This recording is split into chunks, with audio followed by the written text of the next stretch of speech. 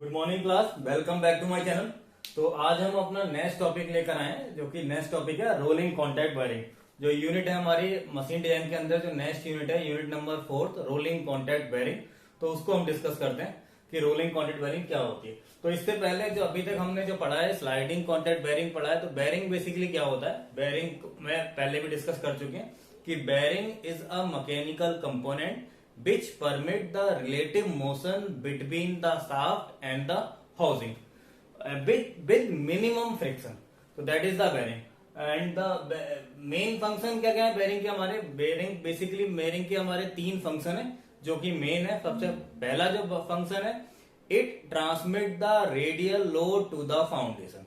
तो जो radial load हमारा लग रहा है उसको हमें ये फाउंडेशन की तरफ ट्रांसमिट कर देता है। जो पी आर जो हमारा रेडियल लोड आ रहा था, F R in the case of gears या फिर कोई भी जो भी मैकेनिकल कंपोनेंट होगा, वहां से रेडियल कंपोनेंट को हमारा फाउंडेशन को ट्रांसमिट कर देगा। Second, it support the shaft. जो शाफ्ट है हमारी, अगर ये कोई शाफ्ट है तो सपोर्ट कैसे करेंगे, इसको सपोर्ट करने के लिए क्या करना पड़ेगा, दोनों साइड में हमें एक बेरिंग लगाने पड़ेंगे।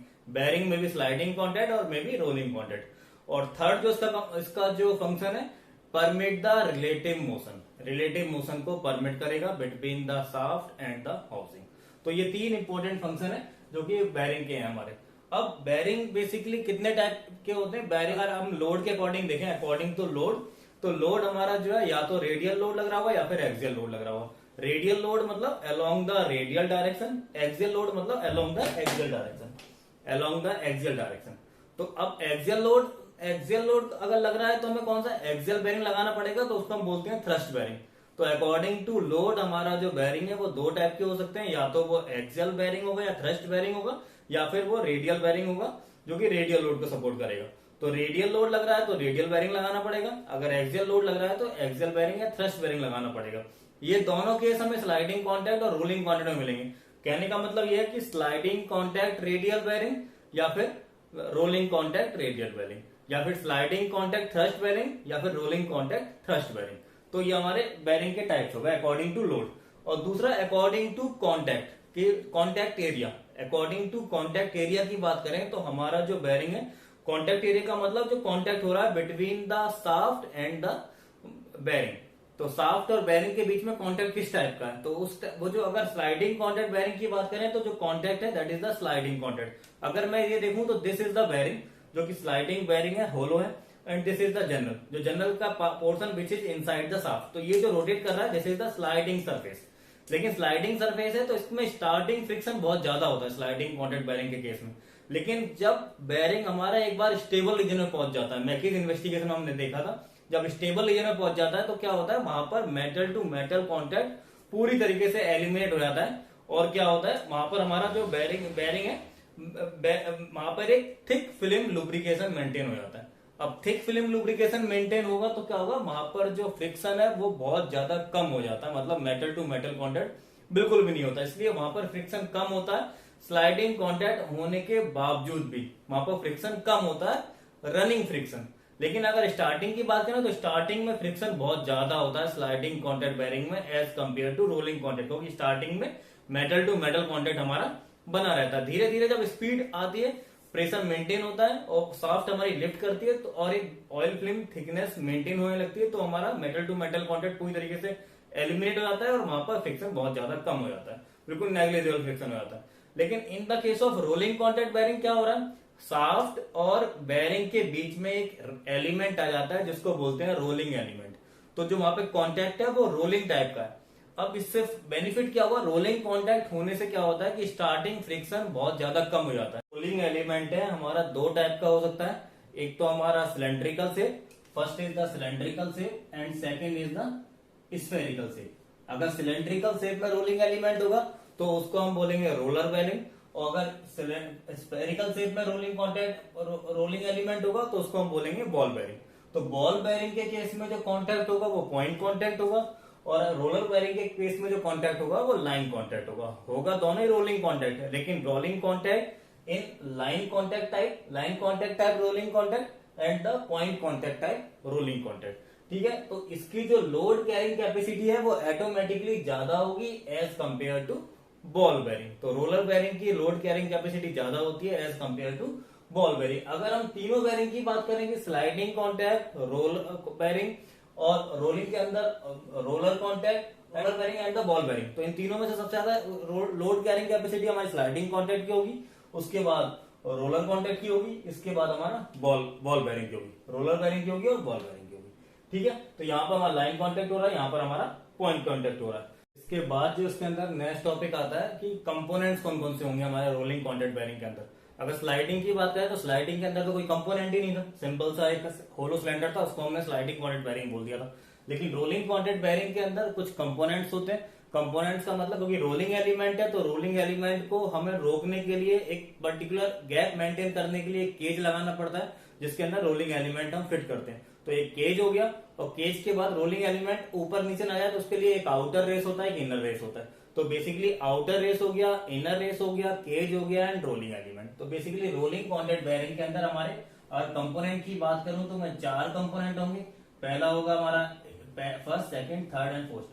First is the inner race, second is the outer race, third is the cage and fourth is the rolling element. Rolling element अगर डायग्राम से समझे तो कुछ इस तरीके से हमारा रोलिंग कॉन्टैक्ट बेरिंग का जो डायग्राम है कुछ इस तरीके से बनेगा। यहां से अगर ये शाफ्ट के लिए डायमीटर होगा, तो यहाँ पर अगर हमने शाफ्ट को लगा दिया, ये हमारा इनर आउटर रेस हो गया, इनर रेस हो गया मान लिया। This one is the inner race and this one is the outer race, this one is the outer race and this one is the rolling element. Rolling element यहां पर हम इसको शाफ्ट को fit करेंगे, this one is the shaft. तो यहां पर हमने शाफ्ट को फिट किया है, ये हमारा रोलिंग एलिमेंट है। रोलिंग एलिमेंट को एक गैप मेंटेन करने के लिए कि एक फिक्स गैप पे रहे, तो यहां पर हम केज लगाते हैं। तो एक केज लगाएंगे, ये इनर, ये हमारा आउटर रेस हो गया, ये हमारा हो गया inner race. This one is the inner race, inner race. अब ये रोलिंग एलिमेंट, अब रोलिंग एलिमेंट दो टाइप का हो सकता है, या तो ये सिलेंडर भी हो सकता, या तो ये बॉल हो सकती है, या फिर सिलेंडर हो सकता है।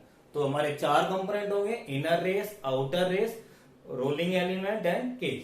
तो these are the components of the rolling contact bearing. On the rolling contact bearing, कि रोलिंग कॉन्टैक्ट बेरिंग के कोई भी कंपोनेंट हमें डिजाइन करना है तो जो है सबसे पहले लोड पता होना चाहिए कि लोड कौन कौन सा लगेंगे। तो यहाँ पे देखते हैं कि लोड कैसे लगेगा बेरिंग के केस में, स्लाइडिंग हो चाहे रोलिंग हो। तो लोड कैसे लगेगा, अगर ये हमारी शाफ्ट है, बेसिकली उसका एप्लीकेशन समझना पड़ेगा कि लोड समझने के लिए शाफ्ट को हमने यहाँ पे बेरिंग के थ्रू सपोर्ट किया हुआ दोनों साइड में। अब शाफ्ट के ऊपर मान लिया कि हमने यहाँ पर गियर लगा रखा है, क्योंकि गियर में इसलिए एज्यूम कर रहा हूँ, गियर हम ऑलरेडी डिस्कस कर चुके हैं unit number 1 and unit number 2 में। अब गियर में सबसे simplest form of the gear हमारा था स्पर गियर। तो स्पर गियर की अगर लोड एनालिसिस हमने की थी, तो वहां पर जो लोड लग रहा था, अगर मान लिया यहाँ पे अगर लोड आ रहा था, अगर मान लिया ये एफ लोड लग रहा था, तो इसके 2 कंपोनेंट मिल रहे थे। First one is the F R and second one is the F T, F R F T, F R F T. और तो यहां पर अगर देखें, अगर ये स्पर गियर है तो यहां पर 2 कंपोनेंट मिल रहे थे, F R and F T. तो एफ आर एफ टी की वजह से क्या हो रहा था, एफ टी का जो अगर डायरेक्शन देखें तो बेसिकली पॉइंट होगा कुछ इस तरीके से रहेगा। एफ टी जो हमारा, एफ टी हमारा इस तरीके से रहेगा, तभी ये रोटेट करेगा। तो एफ टी क्या कर रहा था, इसको रोटेट करा रहा था, और एफ आर क्या कर रहा था, उसको जो है शाफ्ट के थ्रू वो बेरिंग के ऊपर जा रहा था।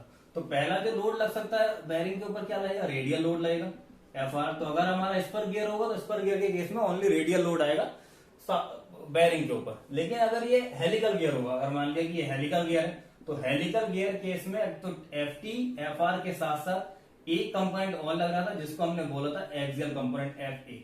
ये एफ टी है, F R A and F A, axial component. अब ये एक्सियल कंपोनेंट कहां जाएगा, ये भी हमारा बेरिंग के ऊपर जाएगा, एफ ए, एक्सियल कंपोनेंट। तो यहां पर दूसरा कंपोनेंट क्या आ गया, एफ ए।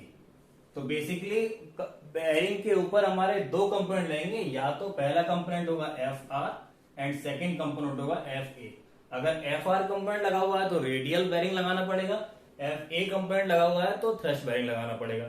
लेकिन मोस्ट ऑफ द केसेस में ये कॉम्बाइंड लोड लगते हैं दोनों केस, तो हमें कुछ ऐसा बेरिंग सेलेक्ट करना पड़ेगा जो कि रेडियल लोड को भी सपोर्ट करे और एक्सियल लोड को भी सपोर्ट करे।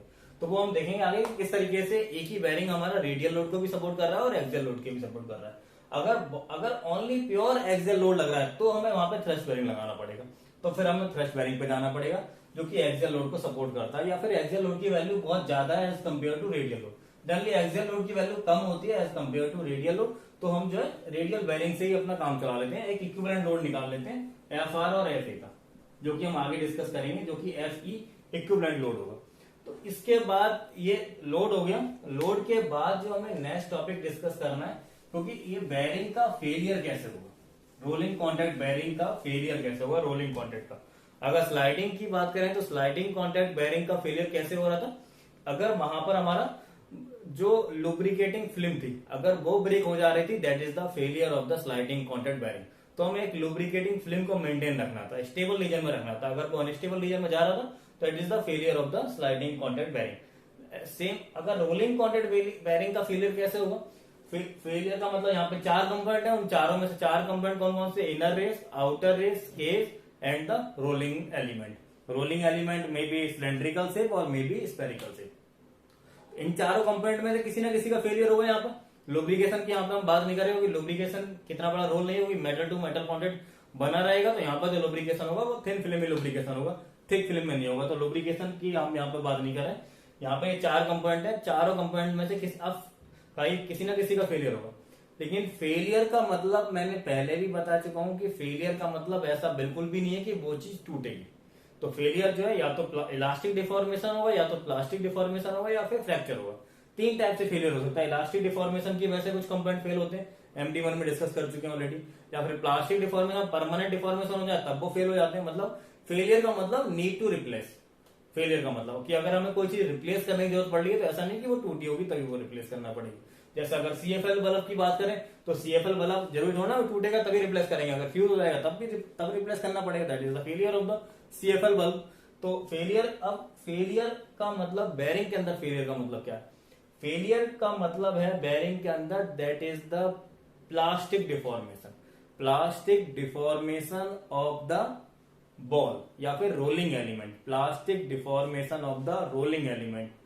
अब प्लास्टिक डिफॉर्मेशन, कितना plastic deformation, plastic deformation of the rolling element और केज और इनर रेस और आउटर रेस, किसी का भी प्लास्टिक डिफॉर्मेशन हो जाए। क्योंकि केज का प्लास्टिक डिफॉर्मेशन नहीं होगा, क्योंकि केज जो है वो खाली सपोर्ट कर रहा है रोलिंग एलिमेंट को कि एक पर्टिकुलर डिस्टेंस मेंटेन रहे।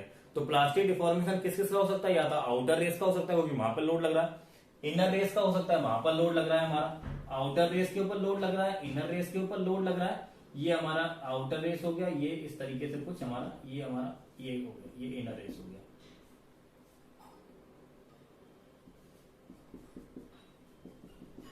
अब ये जो लोड आ रहा है वो कहां जा रहा है, ये जो लोड आ रहा है FR, जो लोड आ रहा है कहां जा रहा है, ये केज के थ्रू, ये इनर रेस के थ्रू बॉल पे जा रहा है और बॉल के थ्रू आउटर रेस पे जा रहा है। तो इस तरीके से लोड हमारा ट्रांसमिट हो रहा है। तो या तो हमारा जो ये जो इनर रेस है इसका प्लास्टिक डिफॉर्मेशन होगा, या फिर हमारा बॉल का प्लास्टिक डिफॉर्मेशन होगा, या फिर हमारा आउटर रेस का प्लास्टिक डिफॉर्मेशन होगा। अब प्लास्टिक डिफॉर्मेशन कितना, एक लिमिट होगी ना कि कितना प्लास्टिक डिफॉर्मेशन होगा तब हम फेलियर मानेंगे। तो plastic deformation of 0.0001 time of diameter, किसका डायमीटर, रोलिंग एलिमेंट का, रोलिंग एलिमेंट का डायमीटर।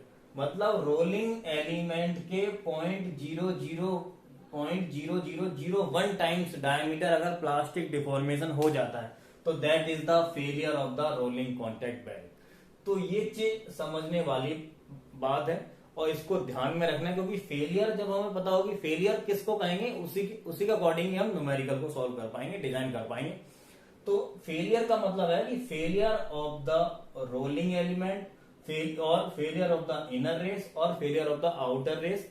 और फेलियर मीन्स प्लास्टिक डिफॉर्मेशन, कितना plastic deformation, 0.001 times of the diameter of the rolling element.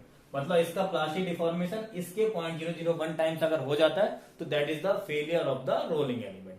Static load capacity हमारी बेरिंग की क्या होगी, the load carrying capacity of the bearing under static condition. Static condition means shaft जब हमारी stationery हो। अब जैसे अगर एक एग्जाम्पल लेते हैं, डायग्राम के थ्रू समझते हैं। ये कोई साफ्ट है, इसको हमने बेरिंग पे सपोर्ट किया हुआ है, ये बेरिंग लगा रखे हैं दोनों साइड पे, इस पे कोई लोड लग रहा है, इस पे मान लिया इस पे कोई गियर लगा हुआ है, गियर, ये गियर लगा रखा है। तो क्या हुआ, जब हमारा गियर रोटेट नहीं कर रहा होगा, बेसिकली साफ जब स्टेशनरी कंडीशन में होगी तब भी कुछ ना कुछ गियर का वेट होगा जो कि यहाँ पर रेडियल लोड डालेगा, शाफ्ट का हमारा वेट होगा जो कि रेडियल लोड डालेगा। तो इस रेडियल लोड की वजह से भी बेरिंग हमारा फेल हो सकता है, मतलब उसके अंदर डिफॉर्मेशन हो सकता है। तो ये कितना वो रेडियल लोड सस्टेन कर सकता है during the stationary condition of the shaft. तो दैट अब स्टेशनरी कंडीशन में जब हमारी शाफ्ट स्टेशनरी होगी तो उस टाइम पे ओनली रेडियल लोड ही लगेगा, एक्सियल लोड आएगा नहीं, क्योंकि जब एक्सियल लोड तभी आएगा जब वो रोटेट करेगा। तो इसलिए हमने रेडियल लोड की बात कर रहे हैं। तो रेडियल लोड, तो static load capacity of the bearing means the maximum value of the radial load which a bearing can sustain without failure when the shaft is stationary. So this is the static load carrying capacity of the bearing and it is denoted by C naught। और इसकी जो unit होगी load की unit के बराबर होगी और load की यूनिट क्या होगी, न्यूटन मिलेंगे। ठीक है, और इसकी जो वैल्यू है वो डायरेक्टली हम डाटा बुक से पिक करेंगे। तो static load carrying capacity of the bearing is fixed and available in the data book or manufacturer catalog। तो this is the static load carrying capacity। तो जब और सेकंड इसके बाद जो नेक्स्ट आता है हमारा C, that is the dynamic load carrying capacity of the bearing। dynamic load capacity of the bearing या फिर dynamic load carrying capacity of the bearing। तो dynamic load carrying capacity का मतलब क्या है कि जो है जबकि शाफ्ट हमारी रोटेट कर रही हो, जब रोटेट करेगी तो वहां पर क्या होगा, एक अब रोटेट कंडीशन में क्या होगा, अगर ये शाफ्ट है, शाफ्ट मान ले ये बेरिंग लगे हुए हैं, अगर ये रोटेट करेगी तो क्या होगा, यहाँ पर हमारा कुछ एफ आर भी आएगा और कुछ एफ ए लोड भी आएगा, एक्सियल लोड भी आएगा और रेडियल लोड भी आएगा। तो इस केस में हमें ये क्या करना पड़ेगा, एक इक्विवेलेंट लोड निकालना पड़ेगा एफ ई। तो जब भी डायनामिक लोड कैरिंग कैपेसिटी को एक्सप्लेन करेंगे तो with respect to equivalent load explain करेंगे। इक्विवेलेंट क्या होता है, इक्विवेलेंट लोड क्या होता है, इक्विवेलेंट लोड जो होता है that is the equivalent of the F R and F A. Means एक equivalent load is also a radial load which generate the same effect which is generated by the radial and axial load. तो कहने का मतलब यह है कि अगर कोई ये बेरिंग है हमारे पास, ये कोई बेरिंग है और बेरिंग के ऊपर अगर एफ आर एंड एफ ए लग रहा है तो एफ आर और एफ ए का जो इफेक्ट होगा वही सेम इफेक्ट अगर मैं एक इक्विवेलेंट रेडियल लोड इसके ऊपर अप्लाई कर दूं एफ ई इक्विवेलेंट, तो ये एक रेडियल लोड ही है लेकिन इसकी वजह से भी सेम इफेक्ट होगा। तो जो इफेक्ट इसकी वजह से जनरेट होगा एफ आर एंड एफ ए की वजह से, वही सेम इफेक्ट इस इक्विवेलेंट लोड की वजह से जनरेट होगा। लेकिन यहाँ पर जो एक्सियल लोड का जो वैल्यू है या एक्सियल कंपोनेंट जो है वो जीरो हो गया, ओनली इक्विवेलेंट निकाला। अब इक्विवेलेंट लोड कैसे निकालेंगे और एफ आर और एफ ए की हेल्प से, इसको हम आगे डिस्कस करेंगे कि किस तरीके से हम इसको फाइंड आउट करेंगे। ठीक है, तो अब डायनामिक लोड कैरिंग कैपेसिटी हमेशा जब भी एक्सप्लेन करेंगे तो with respect to equivalent load explain करेंगे। एक बात तो यहाँ ध्यान रखेंगे कि वो इक्विवेलेंट लोड के लिए। तो ये भी कह सकते हैं कि डाटा बुक में जो डायनामिक लोड कैरिंग कैपेसिटी हम निकालेंगे वो इक्विवेलेंट लोड के लिए, ना कि रेडियल लोड के लिए। ठीक है, एक बात तो ये। तो dynamic load carrying capacity is the bearing can be defined as the equivalent radial load which a group of bearing can sustain for rated life of the bearing that is equal to 1 million revolution। Basically bearing के अंदर हमारी दो capacity होती है, दो, एक तो static load carrying capacity, second is the dynamic load carrying capacity. अब अगर हम जब भी बेरिंग को सेलेक्ट करेंगे डाटा बुक से या फिर मैन्युफैक्चरर कैटलॉग से तो उसकी static load carrying capacity that is C nought और dynamic load carrying capacity C, ये दोनों की दोनों हर बेरिंग के अकॉर्डिंग स्पेसिफिक्स होती है कि अगर कोई bearing number, particular bearing number ये है तो उसकी स्टैटिक लोड कैरिंग कैपेसिटी इतनी है और डायनामिक लोड कैरिंग कैपेसिटी इतनी है। तो यहाँ पर हमें पूरी यूनिट के अंदर जो फाइनली हमें करना है वो ये करना है कि जो लोड दिया हुआ, जो एप्लीकेशन दिया हुआ उसके अकॉर्डिंग हमें बेरिंग सेलेक्ट करना है फ्रॉम द डाटा बुक। तो बेसिकली यहाँ पर हमें बेरिंग का डिजाइन नहीं करना है, बेरिंग को सेलेक्ट करना है।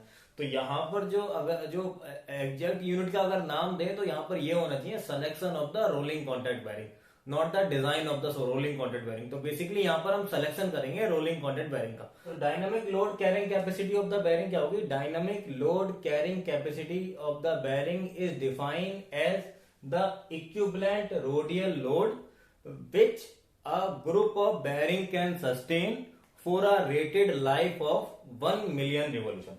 तो यहाँ पर जो लाइफ की बात हो रही है, रेटेड लाइफ की बात हो रही है कि रेटेड लाइफ क्या होती है, तो इसको पहले समझने के लिए हम नेक्स्ट में डिस्कस करते हैं कि रेटेड लाइफ। लेकिन ये बात ध्यान रखिए कि जो डायनामिक लोड कैरिंग कैपेसिटी है वो पहली बात तो 10 इक्विवेलेंट लोड के लिए है, दूसरी बात वो 10 टू दी पावर 6 रिवॉल्यूशन के लिए है, 10 to the power 6 revolution of the rated life, 10 to the power 6 revolution of the rated life.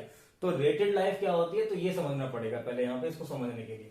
तो नेक्स्ट जो हमारा टॉपिक आता है इसके अंदर ही लाइफ ऑफ द बेरिंग आता है, जो कि इंपॉर्टेंट है, लाइफ ऑफ द बेरिंग। तो बेरिंग की जो लाइफ है वो हमने देखा कि अगर हम कोई एक बेरिंग लेते हैं, कोई नंबर ऑफ बेरिंग अगर हमने लिए जो कि आइडेंटिकल बेरिंग है, सेम डायमीटर है, सेम लोड पर है, सेम मटेरियल पर है और सेम आरपीआर पर है, उनको जब हमने प्रैक्टिकली चेक किया तो देखा कि जो है सब आइडेंटिकल बेरिंग होने के बावजूद भी उनका जो फेलियर है वो अलग अलग पॉइंट पे हो रहा है। तो फिर ये एक्सपेरिमेंटल चेक है, इसका कोई प्रूफ नहीं।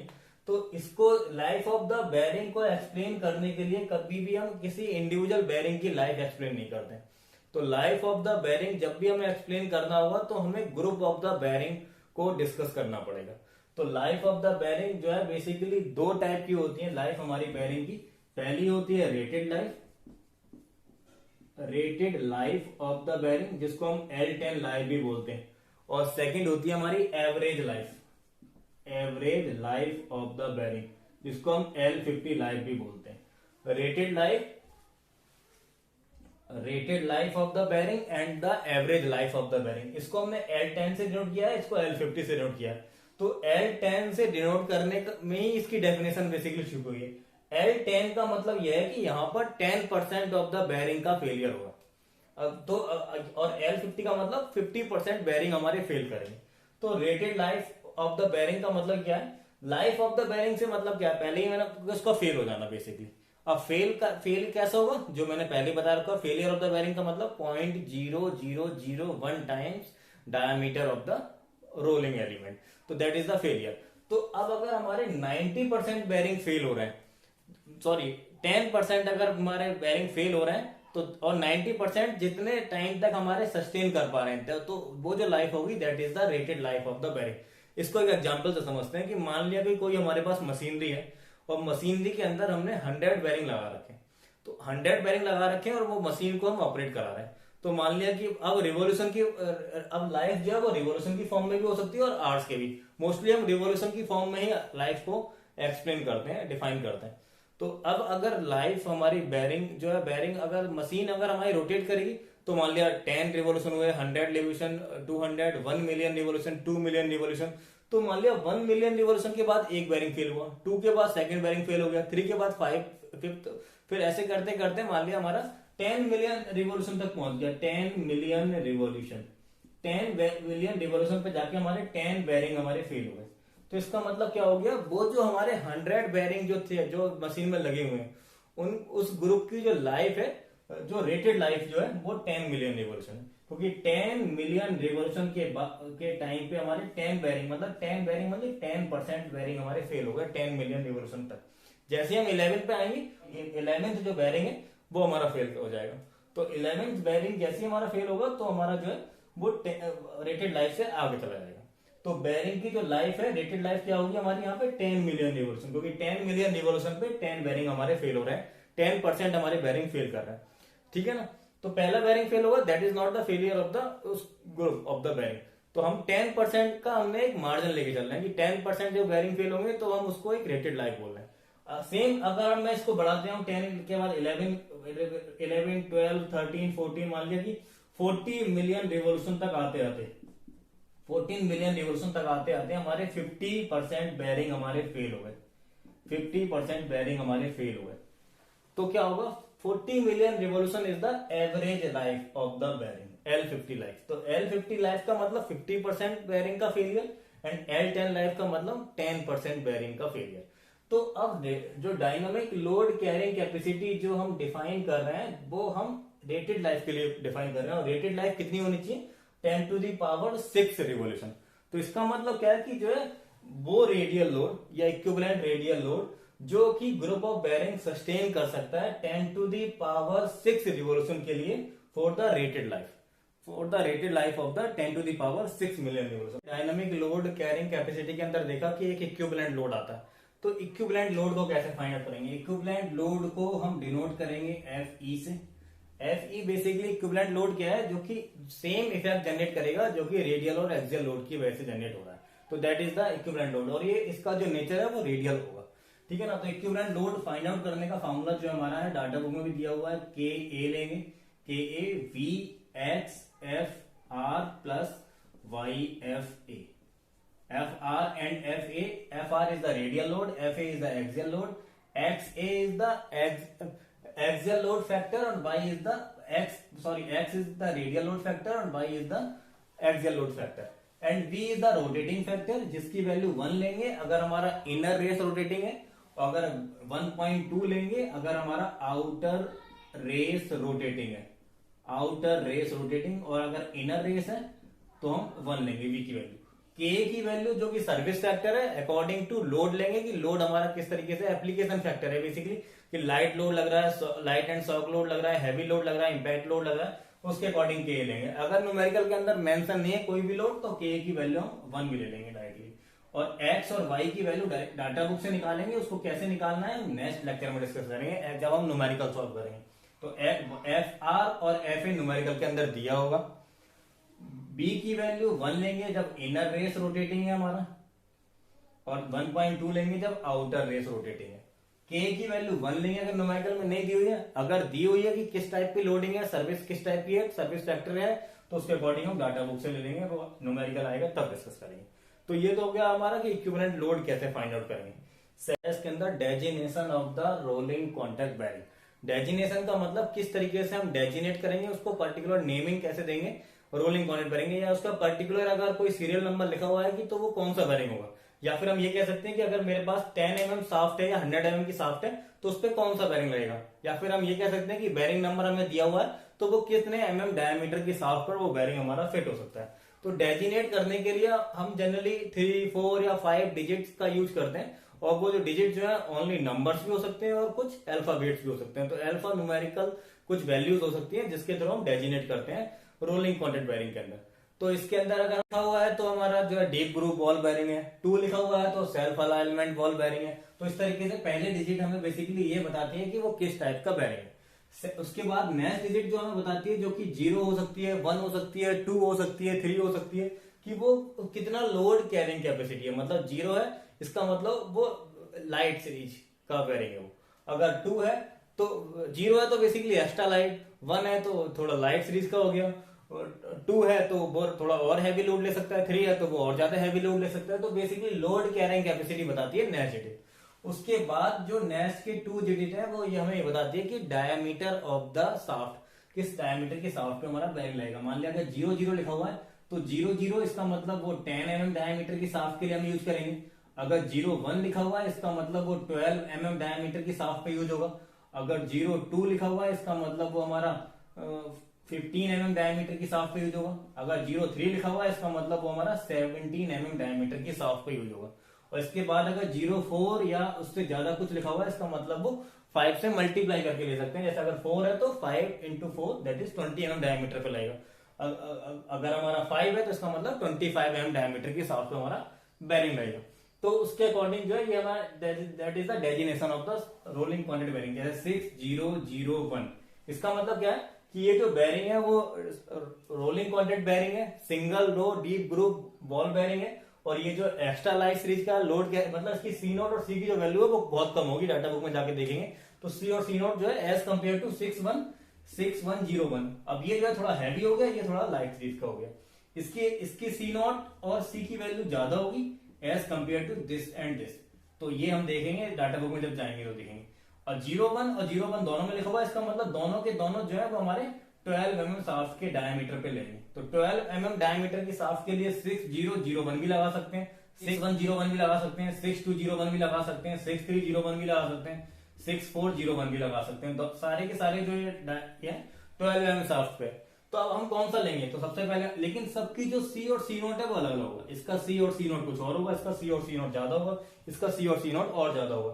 तो हम जो है हम जो है सबसे पहले ये वाला बेरिंग सेलेक्ट करेंगे। अगर ये फेल होता है तो इसके ऊपर आएंगे, ये फेल होता है तो इसके ऊपर लेकर आएंगे, क्योंकि हमें जो है एक कॉस्ट इफेक्टिव सॉल्यूशन दे रहे हैं, इसलिए हमें सबसे स्टार्टिंग में सबसे पहले लाइट सीरीज से चलेंगे, उसके बाद हम अपना बेरिंग नंबर को इंक्रीज करेंगे अगर हमारा वो बेरिंग फेल हुआ। तो इस तरीके से हम न्यूमेरिकल को सॉल्व करेंगे।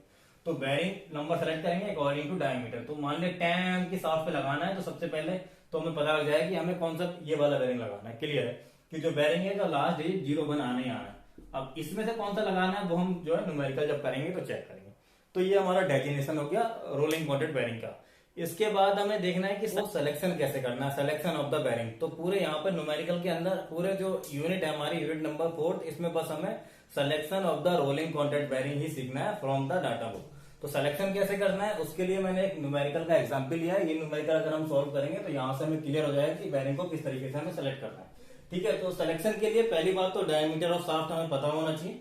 सेकंड हमें उसके आरपीएम पता होना चाहिए, और उस पर लोड कितना लग रहा है ये पता होना चाहिए, और कितनी लाइफ के लिए हमें बेरिंग को डिजाइन करना है क्योंकि तो वो हमें पता होना चाहिए। तो वो सारा डाटा यहाँ पे दिया हुआ है। Speed 1500 RPM, radial load 8000 newton, axial load हमारा 5000 न्यूटन दिया हुआ, diameter 45 and life of the bearing is 500 hours. अब लाइफ में जो है यहाँ पर ये मेंशन नहीं किया है कि कौन सी लाइफ है, कि एवरेज लाइफ है या फिर रेटेड लाइफ है। जैसे कि हमने ये डिस्कस किया था, रेटेड लाइफ मतलब L10 और एवरेज लाइफ मतलब L50। तो अगर न्यूमेरिकल में स्पेसिफाइड नहीं है कि वो L10 लाइफ है या L50 लाइफ है, तो उसको हम L10 लाइफ ही एज्यूम करके चलेंगे, क्योंकि अगर हम L50 लेते हैं तो उसको हमें L10 में कन्वर्ट करना पड़ेगा। तो न्यूमेरिकल हमारा लेंथी हो जाएगा। तो हम उसको अगर न्यूमेरिकल में स्पेसिफाई नहीं है, मेंशन नहीं किया हुआ कि बेरिंग जो है कौन सा है, तो लाइफ कौन सी है, तो उसको हम L10 लाइफ ही मान के चलेंगे। तो इसका मतलब this is the rated life, rated life है हमारी। अकॉर्डिंग टू डायमीटर हम बेरिंग सेलेक्ट करेंगे, बेरिंग नंबर। तो select bearing number according to diameter of shaft. तो सबसे पहले हम बेरिंग नंबर सेलेक्ट करेंगे according to diameter of shaft. ये मिलेगा हमें पेज नंबर 387 पे। 387 से बेसिकली स्टार्ट होता है, और भी काफी पेज नंबर है। तो 387 पे 62 सीरीज की हमें बेरिंग नंबर दिए हुए हैं। तो 62 सीरीज से हम स्टार्ट करते हैं। 63 अगर सेफ रहेगा तो अच्छी बात है, अगर फेल हो जाए तो फिर हम 63 सीरीज पे जाएंगे। तो 62 सीरीज में अगर देखें तो अगर हमारा डायमीटर 45 mm है, तो बेरिंग नंबर क्या आएगा अकॉर्डिंग टू डेजिनेशन, जो कि हमने अभी डिस्कस किया है। तो बेरिंग नंबर आएगा 62 सीरीज प्लस इसमें जो अगर डायमीटर की बात करें तो 6209। तो बेरिंग नंबर हमें क्या मिलेगा 6209। 6 का मतलब single row deep group ball bearing हमने लिया है। 2 का मतलब थोड़ा सा हैवी लोड के लिए, मीडियम लोड के लिए। 63 मतलब हैवी लोड के लिए आ जाएगा। 09 का मतलब 45 mm डायमीटर है, क्योंकि 9 into 5 करेंगे तो हमें 45 मिलेगा। मैंने पहले ये डिस्कस कर चुके हैं। अब 6209 हमें 387 से बेरिंग 387 पेज नंबर से ले लेंगे। इसके बाद ही हमें 387 पेज नंबर से ही 6209 के लिए डाटा बुक में दिया हुआ है, उसके लिए सी नॉट कितना होगा, सी कितना होगा, ये डायरेक्टली यहां से हम राइट डाउन कर लेंगे कि इस बेरिंग के लिए 6209 के लिए सी नॉट की वैल्यू कितनी है, सी की वैल्यू कितनी है, वो डायरेक्टली यहाँ पर मेंशन कर देंगे हम कि सी नॉट हमारा स्टैटिक लोड कैरिंग कैपेसिटी, सी हमारा डायनामिक लोड कैरिंग कैपेसिटी। ठीक है, इसके बाद ये इतना करने के बाद सी नॉट और सी निकालने के बाद इसके बाद हमें नेक्स्ट स्टेप में क्या करना है, एक तो हमें निकालना है F A upon C not, और एक निकालना है हमें F A upon F R. F A upon C not and F A upon F R, ये दो वैल्यू निकालनी है, क्योंकि एफ ए न्यूमेरिकल के अंदर दिया हुआ है हमें, एफ आर भी न्यूमेरिकल के अंदर दिया हुआ है। सी नॉट हम निकाल चुके हैं और C F A upon F R हमें पता लग जाएगा। जैसे ही हमें F A upon C not निकालेंगे तो हम पेज नंबर 381 पे जाएंगे, और from the page number 381 according to F A upon C not find out the value of the E. From the, इसके बाद क्या करना है, from page number 381 find E. F A upon C not के according हम page number 381 पे जाएंगे और फाइंड करेंगे ई की value, small E, this is the small E. Small E की वैल्यू हम फाइंड आउट करेंगे पेज नंबर से। ठीक है ना, इसके बाद हम क्या करना है, F A upon F R हमें मिल जाएगा। अब क्या करना है इसके बाद, इतना करने के बाद अगर F A upon F R, if F A upon F R is less than और इक्वल टू ई, अगर ये आता है कंडीशन में, अगर if F A upon F R is less than और equal to E, then X is equal to 1 and Y is equal to 0। Directly हम ये कंडीशन ले लेंगे एक्स और वाई के लिए। एक्स और वाई किस लिए आ रहा है, क्योंकि हमें टीई निकालना है बेसिकली। जब इक्विवेलेंट लोड निकालेंगे आगे जाके इक्विवेलेंट लोड की जरूरत पड़ेगी, इसलिए हमें वहां पे एक्स और वाई की वैल्यू देंगे।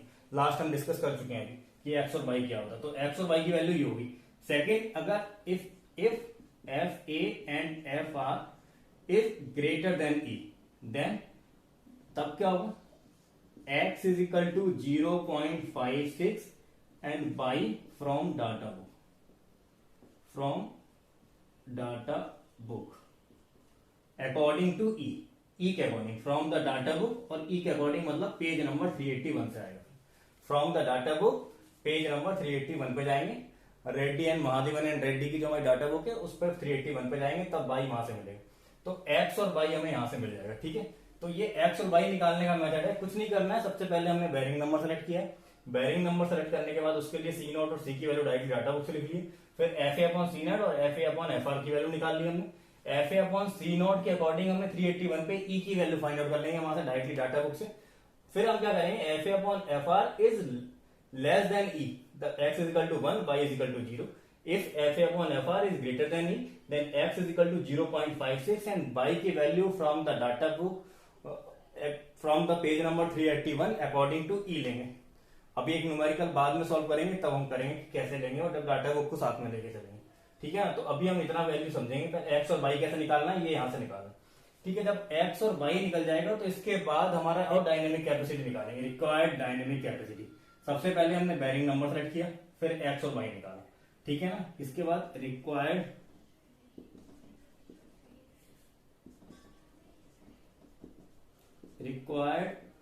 Dynamic capacity, required dynamic capacity मतलब सी रिक्वायर्ड कितनी होगी वो हमें फाइंड आउट करेंगे। अब इसके लिए क्या करेंगे, रिक्वायर्ड डायनेमिक कैपेसिटी कितनी होगी इस एप्लीकेशन के लिए। अब अगर रिक्वायर्ड डायनेमिक कैपेसिटी निकालने का फॉर्मूला क्या है, लोड लाइफ रिलेशनशिप होता है। इसका फॉर्मूला है हमारा L10 is equal to C required upon P E power A. अब ए क्या है यहाँ पे, a इज इक्वल टू लेंगे हम 3 और a इज इक्वल टू 10/3। अब a इज इक्वल टू 3 कब लेंगे, जबकि हमारा बॉल बेरिंग होगा। बॉल बेरिंग के केस में 10/3 कब लेंगे, जब हमारा रोलर बेरिंग होगा। रोलर बेरिंग के केस में हम 10/3 लेंगे, एक ही वैल्यू। ठीक है ना, सी रिक्वायर्ड जो कि हमें फाइंड आउट करना है, L10 जो कि लाइफ है, जो कि हमने L10 ही इसको मान के चले हैं। दिस इज द L10 है, लेकिन ये आवर्स में है।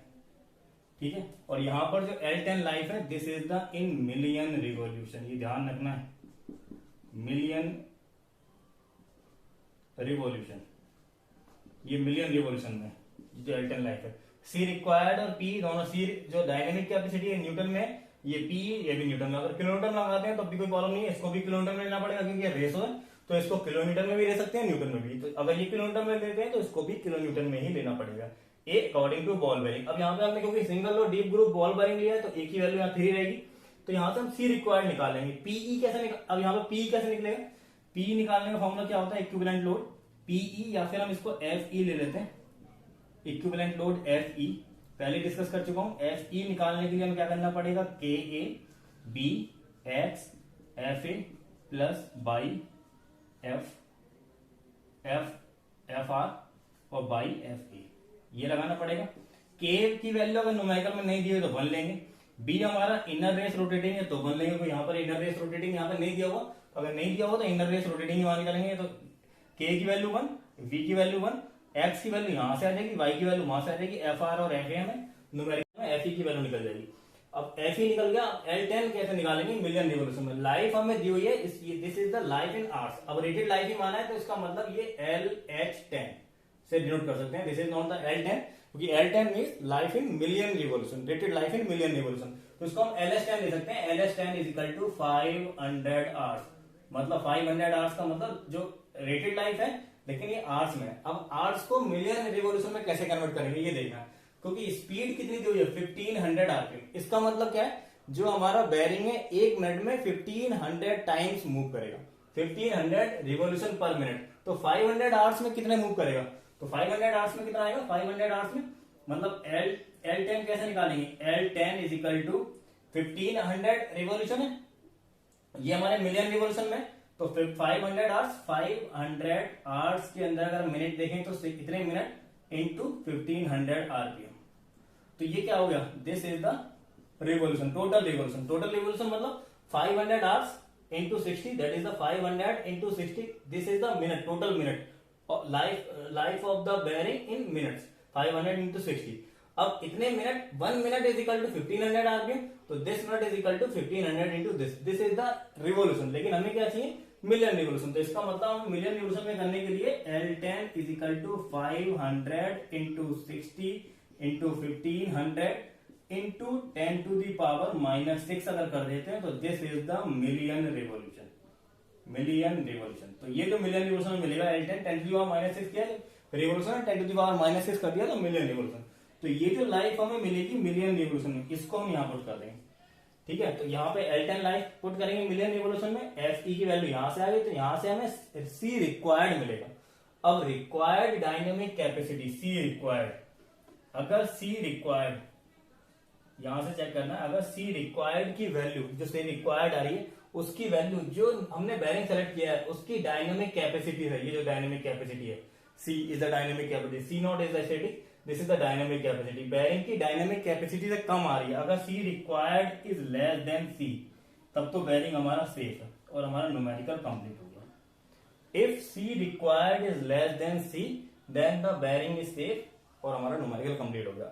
अगर कंडीशन ये बनती है second, if C required is greater then C, मतलब रिक्वायर्ड डायनेमिक कैपेसिटी जो हमने बेरिंग सेलेक्ट किया है उसकी डायनेमिक कैपेसिटी से ज्यादा आ रही है, इसका मतलब बेरिंग जो हमने सेलेक्ट किया है वो गलत सेलेक्ट किया है, वो फेल हो जाएगा। इसका मतलब हमें 6209 ना लेके 6309 लेना पड़ेगा। तो फिर हम क्या करेंगे, 6309 का बेरिंग सेलेक्ट करेंगे और 6309 के अकॉर्डिंग C नॉट और C निकालेंगे। दोबारा से हम ये पूरा स्टेप्स करेंगे, फिर उसमें देखेंगे कि रिक्वायर्ड हमारी C से कम आ रही है ज्यादा आ रही है, फिर वो अगर सेफ आता है तो ठीक है, अदरवाइज फिर नेक्स्ट स्टेज पे जाएंगे। तो इस तरीके से हम तब तक करते रहेंगे जब तक कि बेरिंग हमारा सेफ नहीं होगा। मोस्ट ऑफ द केसेस में हमारा 62 और अदरवाइज 63 वाला बेरिंग हमारा सेफ हो जाता है, 62 हो जाता है अदरवाइज 63 तो हो ही जाता है safe most of the case. तो इस तरीके से हमें बेरिंग सेलेक्ट करना है, कुछ नहीं है। सबसे पहले बेरिंग नंबर लिया है, उसके अकॉर्डिंग C नॉट और C रखा है, C नॉट और C रख के फिर हमने FA अपॉन C नॉट निकाला है, FA अपॉन C नॉट के अकॉर्डिंग E निकाल लिया। उसके बाद कंडीशन लगाइए कि FA upon FR is less than E, then F is equal to 1 and Y is equal to 0। If FA upon FR is greater than E, then X is equal to 0.56 and Y from the data book according to E। E वाली line में जाएंगे, जो Y दिया होगा वो वहां से read कर लेंगे। जब X और Y निकल जाएगा तो हम क्या करेंगे, FE निकाल लेंगे इजीली, K की वैल्यू नहीं दी तो 1 ले लेंगे, B इनर रेस रोटेटिंग मानेंगे 1 ले लेंगे, X जो हमने निकाला है वो, Y जो हमने निकाला है वो, FR और FA न्यूमेरिकल में दिया हुआ है, FE निकल जाएगा, FE की वैल्यू यहाँ रखेंगे। लोड लाइफ रिलेशनशिप का फॉर्मूला है, A की वैल्यू अकॉर्डिंग टू बेरिंग होता है, अगर बॉल बेरिंग है तो A इज इक्वल टू 3, अगर रोलर बेरिंग है तो A इज इक्वल टू 10/3 रखेंगे। तो यहाँ से C रिक्वायर्ड निकालेंगे। L10 ध्यान रखेंगे मिलियन रिवोल्यूशन में रखना है और रेटेड लाइफ ही है, एवरेज लाइफ नहीं। अगर एवरेज लाइफ दी होगी तो उसको रेटेड लाइफ में कन्वर्ट करना पड़ेगा, उसका फॉर्मूला नेक्स्ट लेक्चर में डिस्कस करेंगे, नेक्स्ट वीडियो में। तो L10 हम यहाँ पे पुट कर देंगे। तो इस तरीके से यहाँ पे लाइफ आर्ट्स में दी हुई है, तो आर्ट्स को हमने मिलियन पहले रिवोल्यूशन में कन्वर्ट किया, फिर उसको मिलियन रिवोल्यूशन में कन्वर्ट करके यहाँ पे पुट कर देंगे। आर्ट्स में दिए 500 आवर्स, 60 से मल्टीप्लाई कर दिया तो 500 इंटू 60 मिनट, और मिनट को 500 से मल्टीप्लाई कर दिया तो इतने रिवोल्यूशन, इसको 10 टू दी पावर -6 से मल्टीप्लाई किया तो हमें मिलियन रिवोल्यूशन मिल गया। तो मिलियन रिवोल्यूशन की वैल्यू यहाँ पर किया, C रिक्वायर्ड निकाल दिया। अगर रिक्वायर्ड वैल्यू जो बेरिंग लिया है उसकी कैपेसिटी से कम है तो बेरिंग सेफ है, अगर ज्यादा है तो बेरिंग फेल हो जाएगा, तो नेक्स्ट बेरिंग नंबर हमें सेलेक्ट करना है। तो इसलिए मोस्ट ऑफ द केसेस में न्यूमेरिकल इसी तरीके सॉल्व होंगे। तो आज के लिए इतना।